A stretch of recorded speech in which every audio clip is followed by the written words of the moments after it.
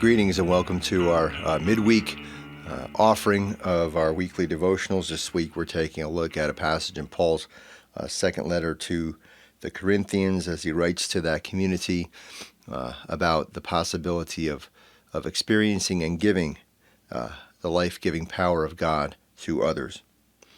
You know, I recall seeing so many prosperity preachers, televangelists who talk about the privilege and favor of God, blessings of God being bestowed upon them, and of course their wealth and their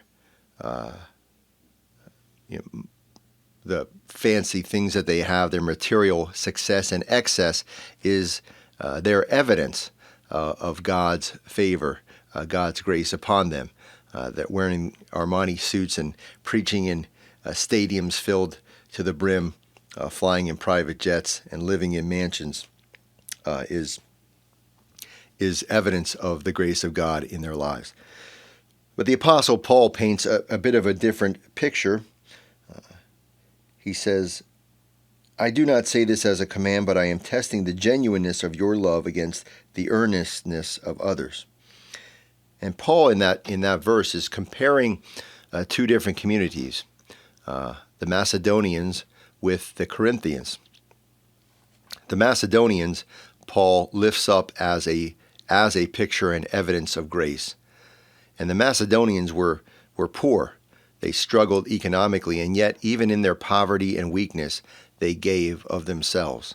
And so this is the picture of grace that Paul paints, that grace is flowing through weakness and poverty and vulnerability.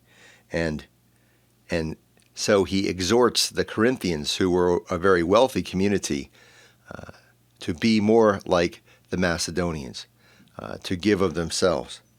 And of course, this is the opposite of the prosperity theology, that the wealth and the privilege, that the material success that you enjoy is not indicative or evidence of God's grace, but it's an opportunity for you to give a bit of that grace to others, that it's not an opportunity to boast, but to give. And so Paul would say to the Corinthians, even though you're wealthy and enjoy material excess, you too can experience the grace of God by giving of yourself. Amen.